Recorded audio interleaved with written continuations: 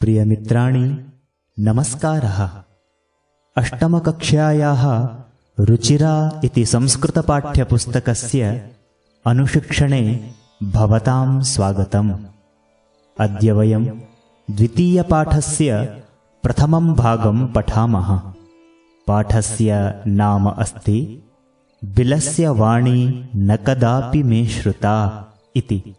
प्रस्तुतपाठः पञ्चतन्त्रम् इति सुप्रसिद्धस्य संस्कृतकथाग्रन्थस्य तृतीयतन्त्रात् काको लूकीयम् इत्यस्मात् सङ्कलितः अस्ति। पञ्चतन्त्रस्य लेखकः विष्णुशर्मा अस्ति।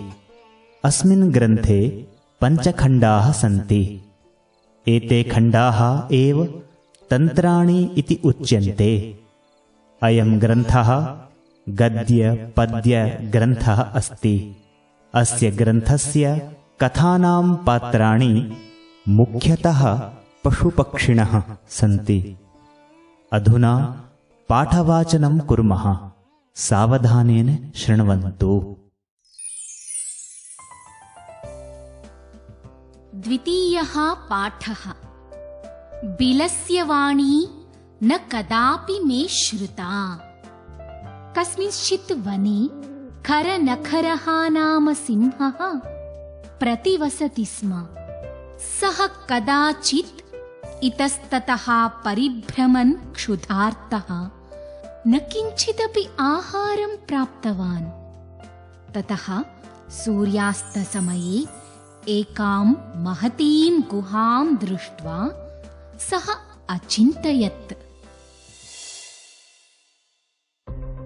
नूनम् एतस्यां गुहायां रात्रौ कोऽपि जीवः आगच्छति, अतः अत्रैव निगूढो भूत्वा तिष्ठामि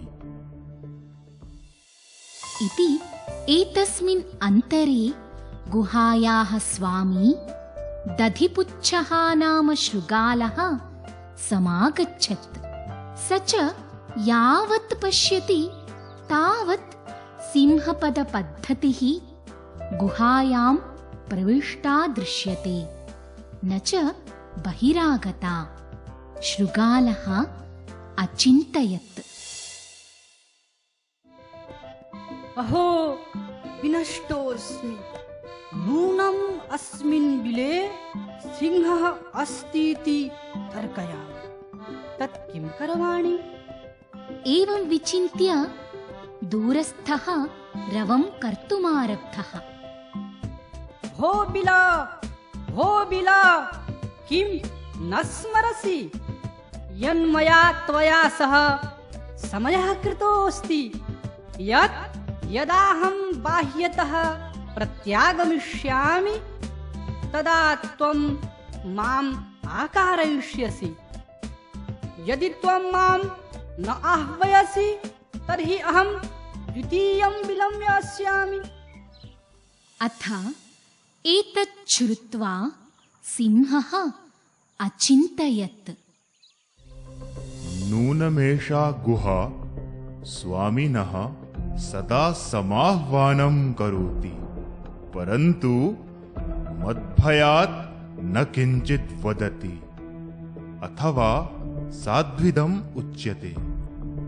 भयसन्त्रस्तमनसां हस्तपादाधिकाः क्रियाः प्रवर्तन्ते, न वाणी च वेपथुश्चाधिको भवेत्। तदहम् अस्य आह्वानं करोमि। एवं सः बिले प्रविश्य मे भोज्यं भविष्यति। इत्थं विचार्य सिंहः सहसा शृगालस्य आह्वानमकरोत्। सिंहस्य उच्चगर्जनप्रतिध्वनिना सा गुहा उच्चैः शृगालम् आह्वयत्। अनेन अन्येऽपि पशवः भयभीताः अभवन्। शृगालोऽपि ततः दूरं पलायमानः इममपठत्, अनागतं यः कुरुते स शोभते न शोच्यते यो न करोत्यनागतम् वनेत्र संस्थास्य समागता जरा बिलास्य वाणी न कदापि मे श्रुता। इदानीं पाठस्य विवरणं कुर्मः। आदौ शीर्षकस्य अर्थम् अवगच्छामः। बिलस्य वाणी न कदापि मे श्रुता। गुहायाः ध्वनिः मया कदा अपि न श्रुतः इति सरलार्थः भवति। अधुना शब्दार्थान् पश्यन्तु। बिलस्य इत्यत्र बिल इति अकारान्त नपुंसकलिङ्गशब्दः षष्ठी विभक्तिः एकवचनम् अस्ति, अर्थात् गुहायाः अथवा विवरस्य इत्यर्थः। वाणी इत्यत्र वाणी इति ईकारान्त स्त्रीलिङ्गशब्दः प्रथमा विभक्तिः एकवचनम् अस्ति, अर्थात् ध्वनिः अथवा शब्दः इत्यर्थः। न इति अव्ययम् अस्ति, नहि इत्यर्थः। कदापि अस्मिन् पदे कदा अपि इति पदद्वयं विद्यते। एतत् पदद्वयम् अव्ययम् अस्ति। हिन्द्याम् अस्य अर्थः कभी भी इति भवति। मे इति पदम् अस्मद् शब्दस्य षष्ठी विभक्तेः एकवचनस्य वैकल्पिकं रूपम् अस्ति। अस्य अर्थः भवति मया, मेरे द्वारा इति हिन्द्यर्थः। श्रुता इति पदे श्रु धातुः किता प्रत्ययः च भूतकालिक कर्मणि प्रयोगः प्रथमा विभक्तिः एकवचनम् अस्ति।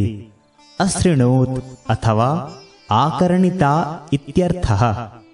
इदानीं पाठस्य प्रथमां पङ्क्तिं पश्यन्तु। कस्मिंश्चिद् वने खरनखरः नाम सिंहः प्रतिवसति स्म। आदौ वाक्यस्य शब्दार्थान् पश्यामः। कस्मिंश्चित् इत्यत्र कस्मिन् चित् इति विच्छेदः, अर्थात् कस्मिन्। कस्मिन् इत्यत्र किम् इति मकारान्त नपुंसकलिङ्गशब्दः सप्तमी विभक्तिः एकवचनम् अस्ति। किसी में इति हिन्द्यर्थः। वने इत्यत्र वन इति अकारान्त नपुंसकलिङ्गशब्दः सप्तमी विभक्तिः एकवचनम् अस्ति। अरण्ये इत्यर्थः।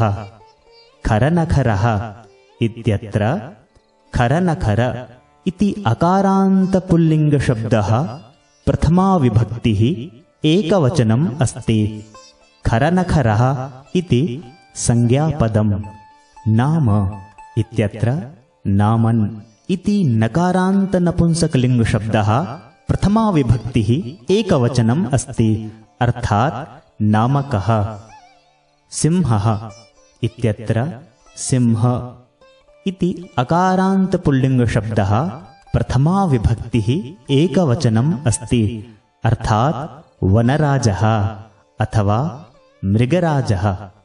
प्रतिवसति इति क्रियापदम्।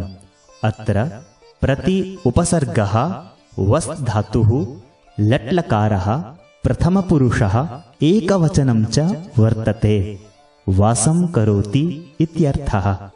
स्म इति भूतकालसूचकम् अव्ययपदम्।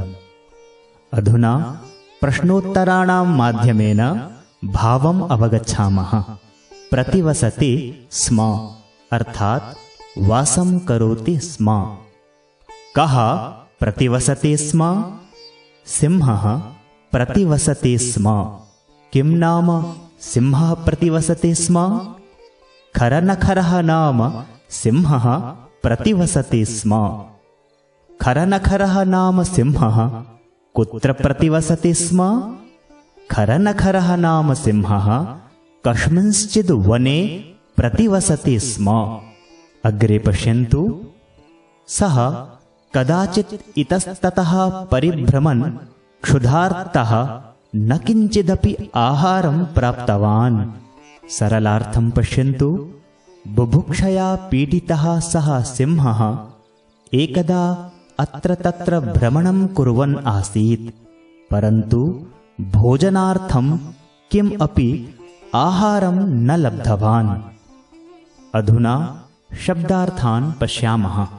सः इत्यत्र तद् इति दकारान्तसर्वनामशब्दः पुल्लिङ्गं प्रथमा विभक्तिः एकवचनम् अस्ति, अर्थात् खरनखरः नाम सिंहः। कदाचित् इत्यत्र कदाचित् इति विच्छेदः, अर्थात् एकदा इत्यर्थः। एक बार इति हिन्द्यर्थः। इतस्ततः इत्यत्र इतः ततः इति विच्छेदः। एतत् अव्ययपदम् अनिश्चित स्थानम् इत्यर्थं बोधयति। परिभ्रमन् अस्मिन् पदे परि उपसर्गः भ्रम धातोः शत्रिप्रत्ययः परिभ्रमत् इति तकारान्तविशेषणवाचकशब्दस्य प्रथमा विभक्तेः एकवचनं भ्रमणं कुर्वन् इत्यर्थः। क्षुधार्तः इत्यत्र क्षुधा आर्तः इति विच्छेदः। बुभुक्षितः इति अस्य अर्थः भवति। किञ्चिदपि इत्यत्र किञ्चित् अपि इति विच्छेदः, अर्थात् अल्पम् अपि। आहारम् आहार इति अकारान्तपुल्लिङ्गशब्दस्य द्वितीया विभक्तेः एकवचनम्, अर्थात् भोजनम्। प्राप्तवान् अस्मिन् पदे प्र उपसर्गः आप धातुः कृतवतु प्रत्ययः प्राप्तवत् इति तकारान्तशब्दः प्रथमा विभक्तिः एकवचनम् अस्ति। लब्धवान् इत्यर्थः। अधुना प्रश्नोत्तराणां माध्यमेन भावम् अवगच्छामः। प्राप्तवान् अर्थात् लब्धवान्। कः न प्राप्तवान्? सिंहः न प्राप्तवान्। सिंहः कं न प्राप्तवान्? सिंहः आहारं न प्राप्तवान्। कीदृशः सिंहः आहारं न प्राप्तवान्? क्षुधार्तः सिंहः आहारं न प्राप्तवान्। क्षुधार्तः सिंहः कियद् आहारं न प्राप्तवान्? क्षुधार्तः सिंहः किञ्चिदपि आहारं न प्राप्तवान्। क्षुधार्तः सिंहः किं कृत्वा किञ्चिदपि आहारं न प्राप्तवान्? क्षुधार्तः सिंहः भ्रमणं कृत्वा किञ्चिदपि आहारं न प्राप्तवान्।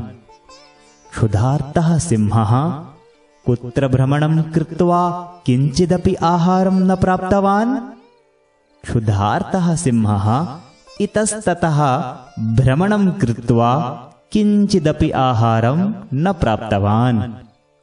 क्षुधार्तः सिंहः कदा इतस्ततः भ्रमणं कृत्वा किञ्चिदपि आहारं न प्राप्तवान्? क्षुधार्तः सिंहः कदाचित् इतस्ततः भ्रमणं कृत्वा किञ्चिदपि आहारं न प्राप्तवान्। ततः किम् अभवत् इति अग्रे पश्यामः। ततः सूर्यास्तसमये एकां महतीं गुहां दृष्ट्वा सः अचिन्तयत्। इदानीं शब्दार्थान् पश्यन्तु। ततः इति अव्ययपदं तदनन्तरम् इत्यर्थं बोधयति। सूर्यास्तसमये इत्यत्र सूर्यास्तसमय इति अकारान्तपुल्लिङ्गशब्दस्य सप्तमी विभक्तेः एकवचनम्, अर्थात् सायङ्काले।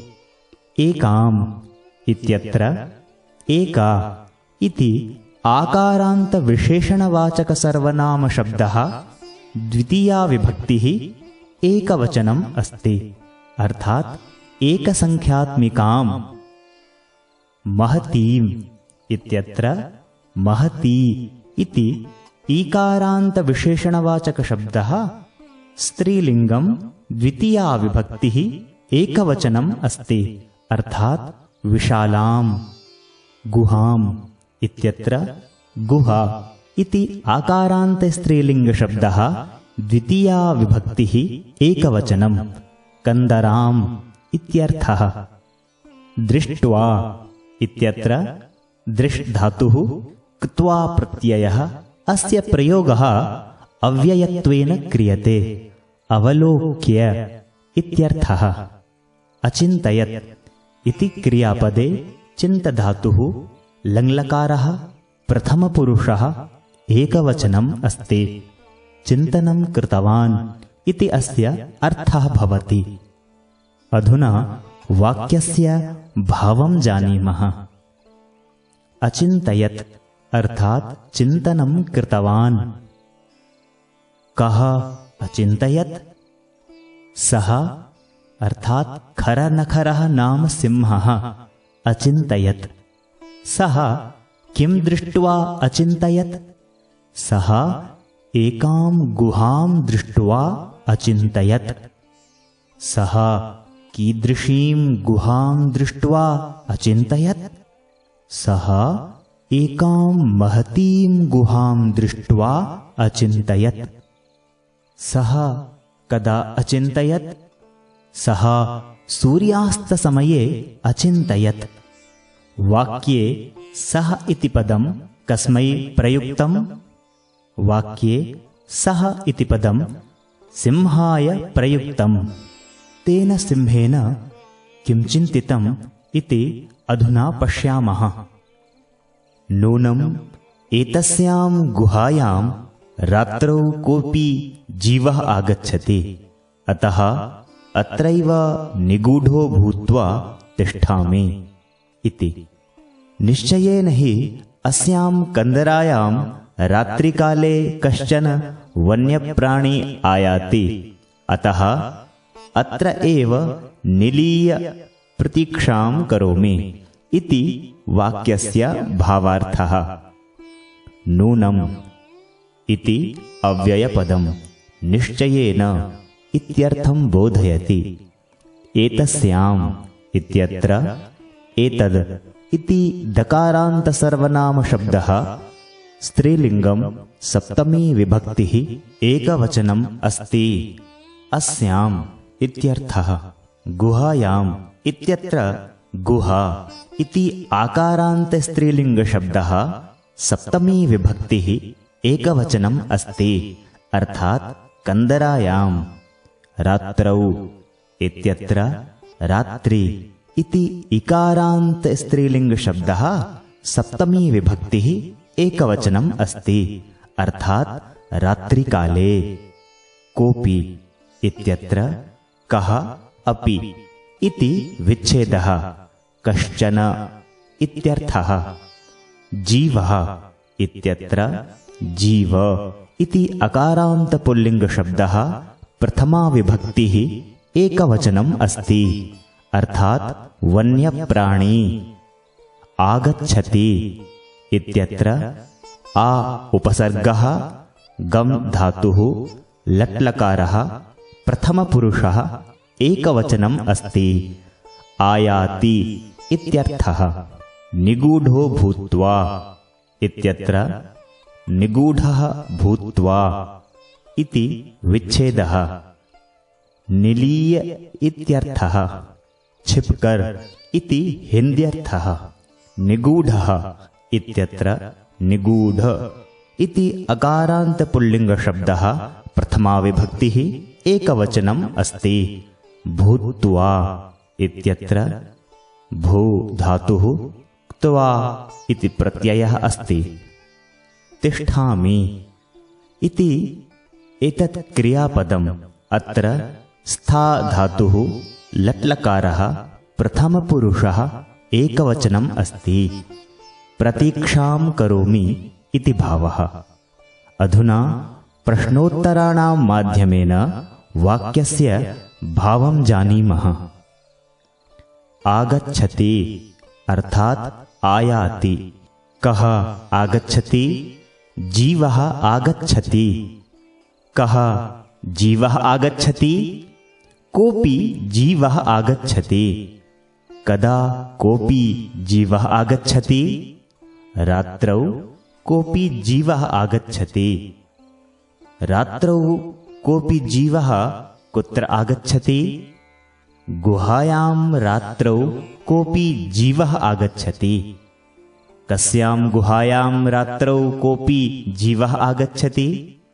एतस्यां गुहायां रात्रौ कोऽपि जीवः आगच्छति। गुहां दृष्ट्वा सिंहः किं चिन्तयति? नूनम् एतस्यां गुहायां रात्रौ कोऽपि जीवः आगच्छति इति सिंहः चिन्तयति। अतः तिष्ठामि अर्थात् प्रतीक्षां करोमि इति भावः। कः तिष्ठति? सिंहः तिष्ठति।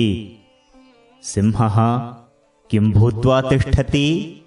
सिंहः निगूढो भूत्वा तिष्ठति।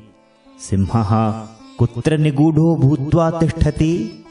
सिंहः अत्रैव अर्थात् गुहायाम् एव निगूढो भूत्वा तिष्ठति।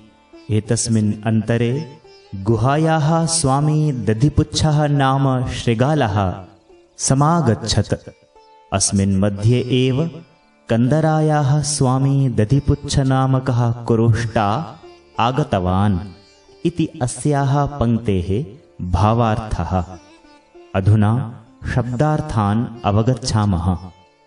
एतस्मिन् इत्यत्र एतद् इति दकारान्तसर्वनामनपुंसकलिङ्गशब्दः सप्तमी विभक्तिः एकवचनम् अस्ति, अर्थात् अस्मिन्। अन्तरे इति अव्ययपदम्, मध्ये इत्यर्थं बोधयति। गुहायाः इत्यत्र गुहा इति आकारान्तस्त्रीलिङ्गशब्दः षष्ठी विभक्तिः एकवचनम् अस्ति। बिलस्य इत्यर्थः। स्वामी इत्यत्र स्वामिन् इति नकारान्तपुल्लिङ्गशब्दः प्रथमा विभक्तिः एकवचनम् अस्ति, अर्थात् अधिपतिः। दधिपुच्छः इत्यत्र दधिपुच्छ इति अकारान्तपुल्लिङ्गशब्दः प्रथमा विभक्तिः एकवचनम् अस्ति, अर्थात् दधिपुच्छनामकः इति संज्ञापदं वर्तते। शृगालः इत्यत्र शृगाल इति अकारान्तपुल्लिङ्गशब्दः प्रथमा विभक्तिः एकवचनम् अस्ति, अर्थात् क्रोष्टा। सियार इति हिन्द्यर्थः। समागच्छत इति एतत् क्रियापदम्। अत्र सम तथा आ इति उपसर्गौ गम धातुः लङ्लकारः प्रथमपुरुषः एकवचनम् अस्ति। आगतवान् इति अस्य अर्थः भवति। अधुना प्रश्नोत्तराणां माध्यमेन वाक्यस्य भावम् अवगच्छामः। समागच्छत् अर्थात् आगतवान्। कः समागच्छत्? शृगालः समागच्छत्। शृगालस्य नाम किम् आसीत्? शृगालस्य नाम दधिपुच्छः आसीत्। दधिपुच्छः शृगालः कस्याः स्वामी आसीत्? दधिपुच्छः शृगालः गुहायाः स्वामी आसीत्। गुहायाः स्वामी दधिपुच्छः शृगालः कदा समागच्छत्? एतस्मिन् अन्तरे गुहायाः स्वामी दधिपुच्छः शृगालः समागच्छत्। स च यावत् पश्यति तावत् सिंहपदपद्धतिः गुहायां प्रविष्टा दृश्यते, न च बहिरागता। इदानीं शब्दार्थान् पश्यामः। सः अर्थात् दधिपुच्छः नाम शृगालः। यावत् इति अव्ययपदम्, अर्थात् यावत्पर्यन्तं। पश्यति इत्यत्र दृश् धातुः लट्लकारः प्रथमपुरुषः एकवचनम् अस्ति। अवलोकयति इत्यर्थः। तावत् इति अव्ययपदम्, अर्थात् तावत्पर्यन्तम्। सिंहपदपद्धतिः इत्यत्र सिंहपदपद्धति इति ईकारान्तस्त्रीलिङ्गशब्दः प्रथमा विभक्तिः एकवचनम् अस्ति, अर्थात् सिंहस्य पदचिह्नं। गुहायाम् इत्यत्र गुहा इति आकारान्तस्त्रीलिङ्गशब्दः सप्तमी विभक्तिः एकवचनम् अस्ति, अर्थात् कन्दरायाम्। प्रविष्टा इत्यत्र प्र उपसर्गः विष् धातुः क्ता प्रत्ययः। प्रविष्टा इति आकारान्तस्त्रीलिङ्गशब्दः प्रथमा विभक्तिः एकवचनम् अस्ति, प्रवेशं कृतवती इत्यर्थः। दृश्यते इति एतत् क्रियापदं कर्मणि। दृश् धातुः लट् लकार प्रथमपुरुषः एकवचनं च वर्तते। अवलोक्यते इत्यर्थः। बहिरागता इत्यत्र बहिः आगता इति विच्छेदः। बहिः इति अव्ययपदम् अस्ति, बहिः आगतवती इत्यर्थः। आगता इत्यत्र आ उपसर्गः गम् धातुः क्ता प्रत्ययः। आगता इति आकारान्तस्त्रीलिङ्गशब्दस्य प्रथमा विभक्तिः एकवचनम् अस्ति। अधुना अस्य वाक्यस्य भावं जानीमः। पश्यति अर्थात् अवलोकयति। कः पश्यति? सः पश्यति। सः इति पदं कस्मै प्रयुक्तं? सः इति पदं शृगालाय प्रयुक्तं। सः शृगालः कां पश्यति? सः शृगालः सिंहपदपद्धतिं पश्यति। सः शृगालः कीदृशीं सिंहपदपद्धतिं पश्यति? सः शृगालः प्रविष्टां सिंहपदपद्धतिं पश्यति। सिंहपदपद्धतिः कथं प्रविष्टा दृश्यते? सः शृगालः यावत् पश्यति तावत् सिंहपदपद्धतिः प्रविष्टा दृश्यते। सः शृगालः यावत् पश्यति तावत् सिंहपदपद्धतिः कुत्र प्रविष्टा दृश्यते? सः शृगालः यावत् पश्यति तावत् सिंहपदपद्धतिः गुहायां प्रविष्टा दृश्यते। कीदृशी सिंहपदपद्धतिः न दृश्यते? बहिरागता सिंहपदपद्धतिः न दृश्यते। ततः शृगालः किं कृतवान् इति अग्रे पश्यामः। शृगालः अचिन्तयत्, अहो विनष्टोऽस्मि, नूनम् अस्मिन् बिले सिंहः अस्तीति तर्कयामि, तत् किं करवाणि? शृगालः चिन्तनम् अकरोत् यद् निश्चयेन अस्मिन् बिले सिंहः अस्ति इति अनुभवामि। यदि बिले सिंहः अस्ति तर्हि मम मरणं निश्चितमेव। अधुना आत्मानं रक्षितुं किं करवाणि इति वाक्यस्य भावार्थः। इदानीं वाक्यस्य शब्दार्थान् अवगच्छामः। अचिन्तयत् इति एतत् क्रियापदम्। अत्र चिन्त इति धातुः लङ्लकारः प्रथमपुरुषः एकवचनम् अस्ति। चिन्तनम् अकरोत् इत्यर्थः। विनष्टोऽस्मि इत्यत्र विनष्टः अस्मि इति विच्छेदः। विनष्टः इत्यत्र वि उपसर्गः नष् धातुः क्ता प्रत्ययः च वर्तते। अहं नष्टः जातः इत्यर्थः। विनष्टः इत्यत्र विनष्ट इति अकारान्तशब्दः प्रथमा विभक्तिः एकवचनम् अस्ति। नष्टः अथवा मृतः इत्यर्थः। नूनम् इति अव्ययपदम् निश्चयेन इत्यर्थं बोधयति। बिले इत्यत्र बिल इति अकारान्तनपुंसकलिङ्गशब्दः सप्तमी विभक्तिः एकवचनम् अस्ति, अर्थात् गुहायाम्। तर्कयामि इति एतत् क्रियापदम्। अत्र तर्कधातुः लट्लकारः उत्तमपुरुषः एकवचनम् अस्ति। चिन्तयामि अथवा विचारयामि इत्यर्थः। करवाणि इति एतत् क्रियापदम् क्रिधातोः लोट्लकारस्य उत्तमपुरुषस्य एकवचनस्य रूपं वर्तते। करोमि इत्यर्थः। अधुना भाव अवबोधनं पश्यामः। अचिन्तयत् अर्थात् चिन्तितवान्। कः अचिन्तयत्? शृगालः अचिन्तयत्। शृगालः किम् अचिन्तयत्? शृगालः अचिन्तयत् अहो विनष्टः अस्मि इति। शृगालः किमर्थं विनष्टः जातः? शृगालस्य बिले सिंहः अस्ति, अतः सः विनष्टः जातः। बिले सिंहः अस्ति इति विचिन्त्य शृगालः किं वदति?